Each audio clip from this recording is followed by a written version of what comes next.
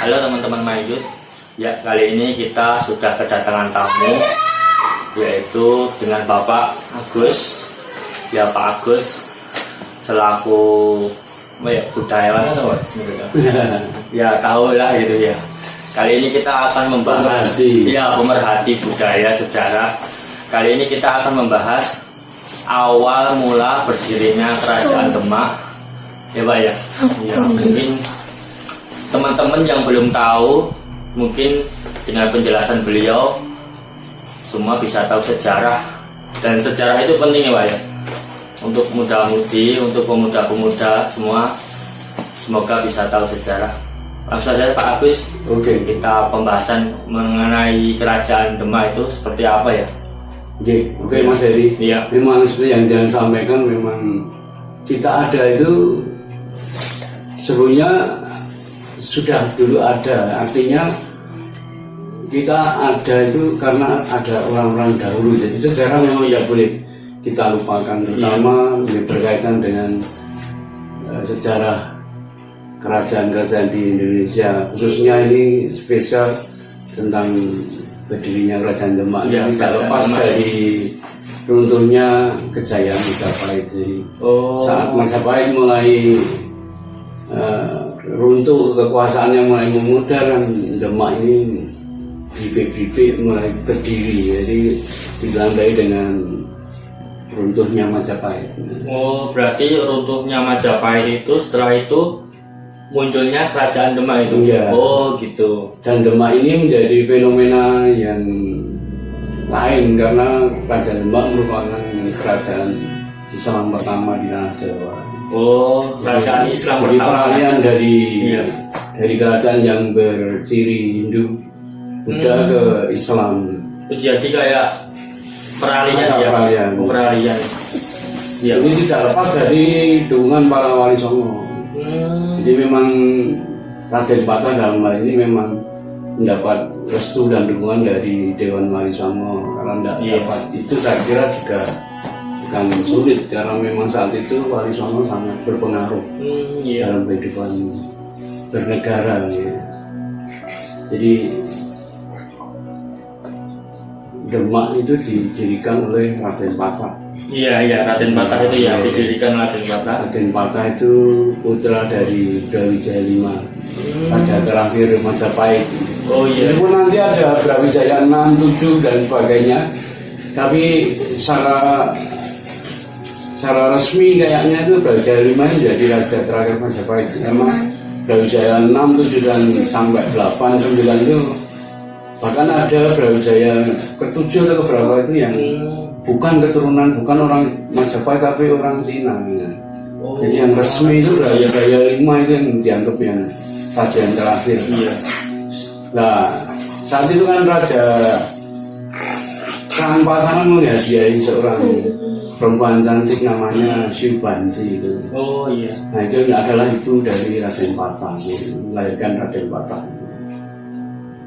Ya, berkuasa Raden Patah itu di Demak kurang lebih 1500 Masehi sampai 1518, jadi 18 tahun. 18 tahun ya. Cukup Lama ya. cukup lama 18 tahun.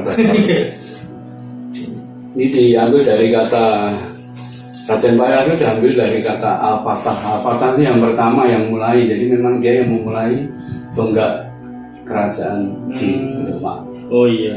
Demak dulu yang namanya Gelagahwangi, Demak itu terus diubah menjadi sebuah kerajaan menjadi Demak. Itu berarti itu Kerajaan Demak itu mulai awal berdirinya kerajaan Islam ya. Kerajaan Islam pertama di Tanah Jawa. Tanah Jawa ya. Kalau di Indonesia di Samudra Pasai itu. Oh iya. Tapi kalau di Tanah Jawa ya di Demak. Pengaruh Kerajaan Demak buat Jawa itu apa? Mungkin ya buat menyiarkan agama itu ya, kurang lebihnya. Yang jelas kalau kita bicara leluhur, tidak terlepas dari Majapahit, kemudian Demak. Demak nanti kan akan terus ke Demak hancur nanti kan ada Kesultanan Pajang. Kesultanan Pajang kemudian dilanjutkan dengan Mataram, kemudian nanti Keraton Karosuro atau Surakarta, dan pertama di dua itu Surakarta dan Yogyakarta. Jadi memang itu leluhur para raja tanah Jawa. Jadi kalau kita urutkan dari Majapahit itu tidak lepas dari Majapahit. Jadi dulu Brawijaya V kan punya anak namanya, salah satunya itu Bondan Kejawan. Oh, Bondan Kejawan. Iya. Jadi Brawijaya itu punya selir istri itu banyak sekali. Sampai anaknya itu jumlahnya 117 anak. Nah, salah satu anaknya itu karena terlalu banyak selir, terlalu banyak istri, sehingga Brawijaya V itu terkena penyakit sifilis. Oh, Raja Singa. Dia dalam mimpinya dia diberi petunjuk. Iya.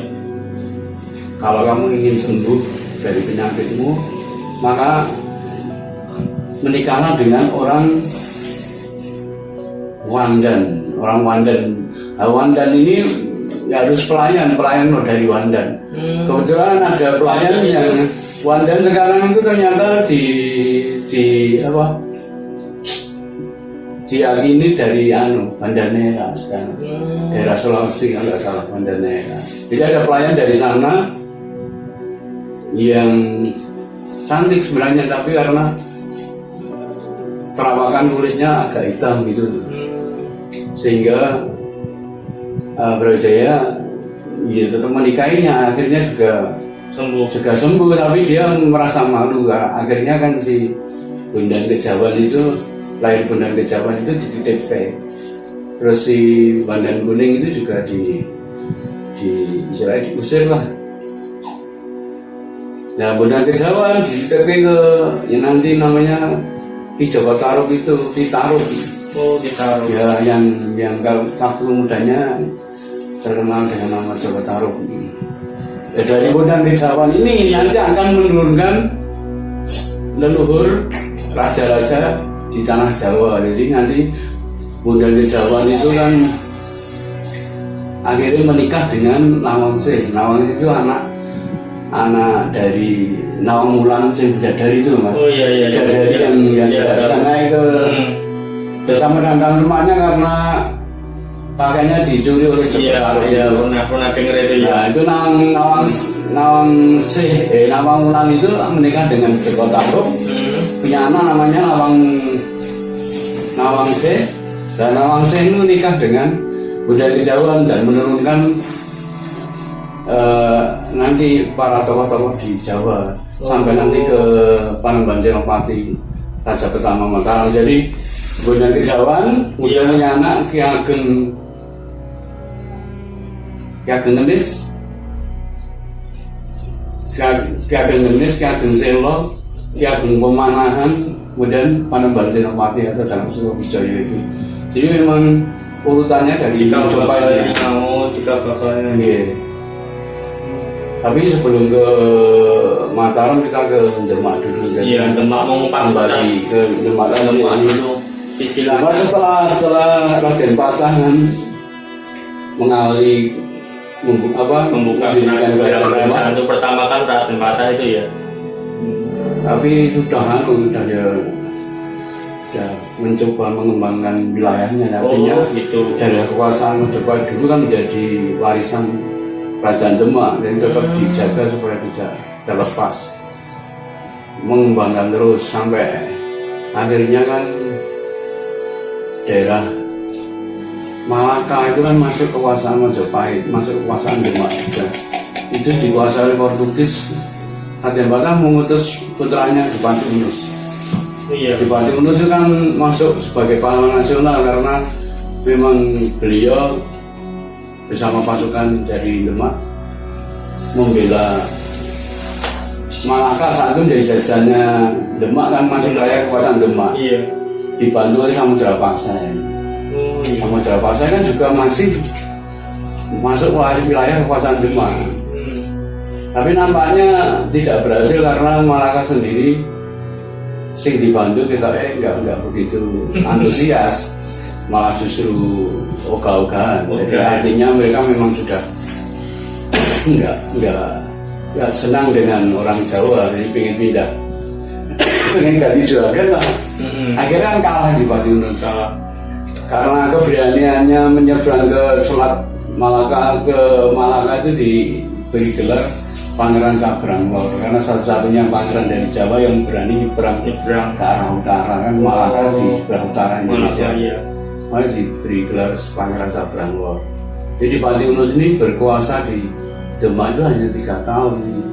Berarti setelah 1518 sampai 1521, karena dia terus meninggal di cuma bentar pas ya. perang itu. Itu raja kedua ya. Raja kedua. Jadi dia semasa jadi anak, semasa Raja Mataram berkuasa itu ya sudah nyerang terus sampai dia sendiri jadi raja, tidak berhasil mengusir Portugis dari Malaka. Iya. Terus karena meninggal, karena dia kan belum punya anak. Gitu. Belum punya anak, sehingga adiknya yang melanjutkan. Tapi adiknya yang paling tua sebenarnya itu kan ayahnya Haryo Penangsang, namanya Raden Joyowiyoto itu, atau Pangeran Sekarsedo ing Lepen. Karena meninggalnya di pinggir sungai, ditusuk oleh Sunan Prawoto nanti. Di urut-urutannya mestinya yang berhak menggantikan di Pati Unus itu Suryo Wiyoto. Gitu. Iya, tapi karena Suryo Wiyoto dibunuh oleh Pangeran Prawoto itu putranya Sunan Trenggono. Jadi akhirnya adik Suryo Wiyoto Sunan Trenggono yang naik. Memang anak itu memang punya niat jelek. Jadi Pak Dini dibunuh sendiri bapaknya biar nanti yang menjadi raja. Akhirnya Sunan Trenggono menjadi raja. Berarti nggak ya, Sunan Trenggono itu nggak istilahnya itu kayak nggak murni ya, benar-benar nggak. Kalau menurut urutannya kan mestinya yang berhak menjadi raja setelah di Pati Unus Suryo Wiyoto itu. Tapi karena dibunuh oleh utusan Sunan Prawoto, jadi yang naik tahta Sunan Trenggono. Ya nanti akan terjadi balas dendam. Jadi ketika Haryo Penangsang, anak dari Pangeran Sedo ing Lepen ini mau, akhirnya kan di kemudian hari nanti akan membalas dendam. Itu sangat menjadi cerita yang sangat menarik di tanah Jawa. Jadi setelah tadi siapa? Suryo Wiyoto bapaknya Haryo Penangsang dibunuh, kan Haryo Penangsang akhirnya sejak kecil sudah ditemukan oleh Sunan Kudus, kemudian ya dibina lah di Openi Sunan Kudus. Saat itu memang ya bagaimana ya, yang jelas didoktrin supaya akan dia Haryo Penangsang akhirnya tahu kalau bapaknya dibunuh oleh Sunan Prawoto, dan akhirnya Sunan Prawoto dan suami dari Ratu Kalinyama dibunuh oleh putusan Haryo Penangsang sebagai balas dendam. Jadi kan kayak balas dendam balas dendam. Jadi ketika Sunan Kudus diprotes sama Ratu Kalinyama, ya Sunan Kudus jawabannya ya ringan. Ya nyawa memang harus dibayar dengan nyawa. Dulu kan bapaknya Haryo Penangsang juga dibunuh oleh kakakmu. Kecuali kakakmu dibalas kemudian kamu dibunuh, itu menjadi hukumnya menurut Sunan Kudus saat itu kan seperti itu. Jadi setelah di Pati Unus, Sunan Trenggono itu kan jadi raja. Berapa tahun itu? Sunan Trenggono itu ya cukup lama. Tapi saya tahunnya lupa ya. Cukup lama ya.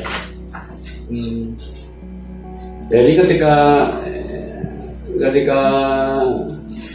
puncaknya nanti ketika Sunan Trenggono sudah diganti kan ada Sunan Prawoto. Jadi kerajaan Demak ini dipindah ke daerah Prawoto. Prawoto itu daerah Pati, Gunung Prawoto. Oh Jadi pusat pemerintahnya dari Demak dipindah ke Pati. Sunan Prawoto ini putranya Sultan Trenggono. Oh, jadi putranya. Iya, yang tadi apa membunuh Soyoyoto. Oh, Tapi beliau ini tidak mikir negara, tapi lebih berpikir ke arah apa jenis spiritualisme. Oh, Jadi iya. lebih ke agama. agama. Dia terkenal dengan Sunan Prawoto daripada sebagai sultan. Itu di daerah Pati, sekarang Pati, Bukit Prawoto. Biasa Sunan Prawoto itu nanti yang terakhir kan di Raja yang terakhir ya. Raja terakhir ya Arya Penangsang itu. Arya Penangsang tuh. Ya, Arya Penangsang ketika naik tahta itu sebagai Raja Demak yang kelima itu pusat kerajaan dipindah ke Jipang. Jipang ini sekarang daerah Blora. Jadi terkenal dengan Demak Jipang. Iya. Jadi setelah dia berhasil membalas dendam. Jadi ketika Sultan Hadirin yang dari Aceh itu suami dari Ratu Kalinyamar dan Sunan Prawoto meninggal itu kan Arya Penangsang naik tahta. Tapi ketika itu Sunan Kudus yang memberi selama Diwijoyo atau Joko Tingkir masih ada, kowe ora bakal dadi ratu ning Jawa. Kalau cita-citamu soalnya kan jadi ada Pak Diwijoyo itu kan ya terkenal sakti ya, kayak menara kembar saat itu. Jadi kasarannya gue kudu ngerampung ya Diwijoyo, artinya membunuh Diwijoyo lah. Diwijoyo saat itu menjadi bupati di Pajang, jadi masuk daerah wilayah Demak juga, gitu kan. Oh gitu. Jadi masih bupati, Pajang merupakan kabupaten. Ya istri dari Diwijoyo itu adike Ratu Kalinyamar, putrane Sultan Trenggono tadi. Jadi Sultan Trenggono itu punya anak ya, Ratu Kalinyamar itu. Terus apa? Adike itu yang untuk Sultan Diwijoyo itu namanya Ratu Sekaring, siapa itu lupa saya. Iya. Akhirnya kan mengikuti saran dari Sunan Kudus kan Arya Penangsang mengutus utusan 4 utusan ke Pajang. Jadi memang dengan tujuan memang melenyapkan Diwijoyo. Diwijoyo itu memang harus dilenyapkan. Jadi ketika tidur katanya dalam cerita itu ketika tidur bersama selir-selirnya itu ada 4 utusan itu Dibunuh ya. Iya tapi nggak cerdas mas. Oh sakti lah. Iya. Akhirnya keempat utusan itu ditangkap. Tanya. Iya diinterogasi terus di apa ya? Tapi enggak dibunuh. Hanya kerisnya saja diminta, kemudian dipulang diberi bekal, diberi makan, suruh kembali ke yang nyuruh. Jadi termasuk ya arif bijaksana ya Diwijoyo ini. Ini bentar saya potong Pak. Ini masalah kembali lagi ke kerajaan Demak, mungkin yang teman-teman belum tahu itu cara garis besarnya kerajaan Demak itu seperti apa ya, istilahnya itu buat kalau dulu itu berpengaruh seperti apa sih kerajaan Demak itu, maksudnya gimana ya? Kalau kerajaan Demak ya memang peranan paling kuat itu memang dalam hal ini penyebaran agama Islam. Oh, karena itu memang ya. misinya saat itu kan ketika Raja Campa itu memberikan hadiah kepada Brawijaya itu memang misinya ingin mengislamkan tanah Jawa. Oh, berarti yang dan mereka berhasil. Oh iya. Dan mereka berhasil karena segala permintaan Putri Campa itu alias sama Brawijaya 5 dipenuhi. Makanya nggak heran kalau di Demak itu banyak seperti nuansa-nuansa Islam ya. Oh, berarti emang cikal bakal Jawa itu penyebaran agama Islam memang pertama itu Jawa di di sana gitu. itu di Demak itu ya. Gresik, di Gresik. pesisir di pantai utara Jawa. Tapi lebih detailnya di Keraton, Demak, iya, iya. di Kerajaan Demak itu ya. Terus mungkin ada tambahan lagi dari Pak Agus mengenai Demak itu buat teman-teman yang belum tahu. Jadi peran sentral Kerajaan Demak memang sangat kuat Kuat ya. terhadap penyebaran agama Islam di tanah Jawa. Jadi memang saya dulu juga nggak nyangka, artinya Solo yang lebih ramai, lebih gede wilayahnya, dalam artian lebih terkenal pamornya. Ternyata Iya. kalau kita lihat dari sejarah, justru dulu daerah pesisir utara dulu yang mulai di banyak ditempati, artinya sudah ada pemukiman ya. Solo mungkin masih menjadi alas gitu, menjadi Hutan ya, hutan gitu, masih masih hutan. belum banyak Oh, orang. berarti peradaban pertama itu malah begitu, maksudnya ada peradaban itu malah di Demak itu Pak? Enggak? Ya kalau dalam sejarahnya, secara tanah Jawa itu memang dulu pernah ada kerajaan. Itu memang antara di pesisir utara, antara Pekalongan sampai Demak lah, sampai Gresik lah, sampai di daerah utara kerajaan pertama. Karena di pesisir itu kan mudah. Iya, Dari dunia luar kan langsung. Oh iya. Kalau mau ke pedalaman kan pikir-pikir dulu, mesti yang dihuni yang deket-deket dulu. Jadi, Oh, berarti kalau daerah Jawa Tengah Solo itu berarti masih alas ya? mungkin masih hutan ya? hutan belantara dulu. Jadi wah, gerobokan barang itu kan tempat asal Ki Ageng Selo itu kan dari gerobokan Mas itu. Dia lebih dulu banyak orang bermukim di sana, ada peradaban di sana dibanding daerah pedalaman sini. Oh iya. Itu Pak ya. Ini intinya itu kerajaan Demak itu intinya satu buat wawasan teman-teman, itu kerajaan penyebaran agama Islam pertama di Jawa ya. Terus mungkin berhasil Pak ya. Ya berhasil ya. Misi mereka berhasil. Berhasil. Yang kedua itu istilahnya raja-rajanya itu sampai berapa ya? 5 ya? Iya, sampai 5. Oh, 5. Tidak begitu lama sebenarnya sih untuk kerajaan Demak dibanding dengan kerajaan Lainnya ya? Majapahit. Seperti Majapahit sampai ratusan tahun, hampir 200 tahun. Oh, masih singkat ya Demak itu? Iya, Demak itu kan kurang lebih 50 tahun lah. 50 tahun kejayaannya. Ketika Rio Penangsang gugur itu 1545 atau berapa? Berarti kalau 1500 sampai 1500, ya sekitar kurang lebih 50 tahun kerajaan Demak. Oh iya. Ini tidak terlepas dari janji Ratu Kalinyamat ketika berbicara kepada Joko Tingkir itu, dalam hal ini Hadi Wijoyo itu kan, yang gue iso mateni Rio Penangsang tatan Demak tak kene kowe. Tapi dengan catatan bentuknya aja coraknya jangan corak Hindu, Buddha, tapi Islam ya. Sultanan, jadi Sultanan Pajang. Jadi Hadi Wijoyo tidak kurang akal, akhirnya kan berbicara dengan para penasihat, dengan orang-orang tua, dalam hal ini kan Ki Jumartani, Ki Ageng Kumanan, terus melibatkan juga Danang Sutawijoyo. Danang Sutawijoyo itu kan anak angkatnya dulu, jadi kan Hadi Wijoyo itu belum punya anak. Danang Sutawijoyo diangkat dari anak angkatnya. Oh gitu. Tapi akhirnya punya anak namanya Pangeran Benowo.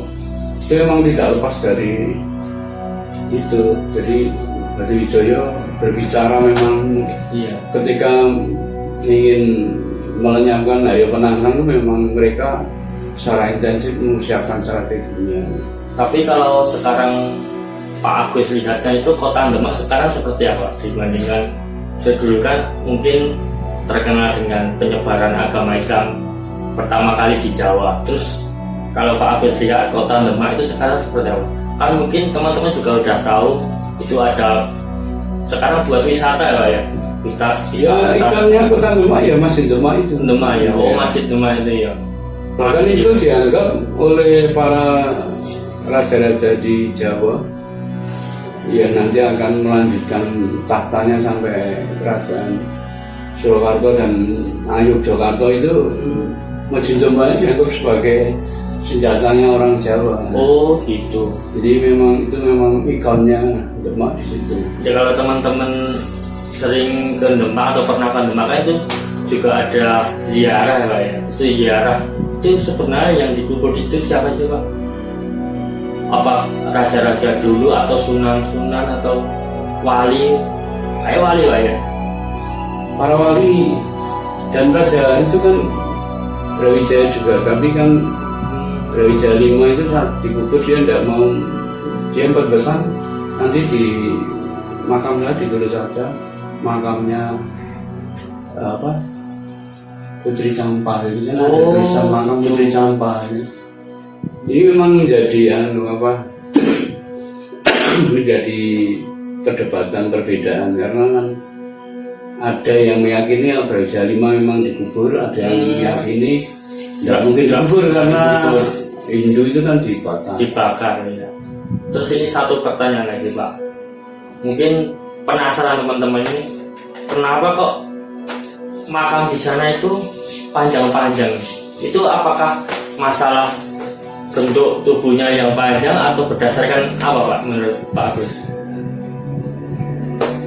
Memang ukurannya sangat panjang, bahkan sampai orangnya, meter. Oh gitu ya. Kalau orangnya memang panjang-panjang.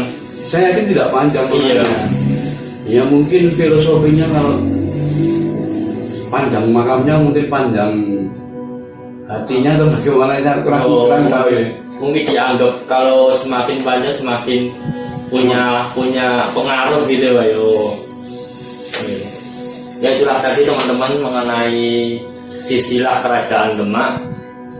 Semoga teman-teman tahu sejarah-sejarah Demak, dan yang belum berkunjung ke kota Demak, yuk segera ke sana. Kita lihat peninggalan-peninggalan sejarah banyak Pak ya di sana ya. Banyak sekali. Banyak sekali. Ini hanya sekelumit tentang Demak ya. Iya. Tidak komplit tapi nanti kan bisa ke sana ya. Bisa mencari sendiri. Iya. Mungkin kami berdua ya Pak ya, mungkin juga ada sedikit-sedikit salah, nggak apa-apa ya Pak, ini cuma cerita ya. Buat teman-teman yang belum tahu. Demikian tadi, yang belum subscribe buruan subscribe. Bye bye.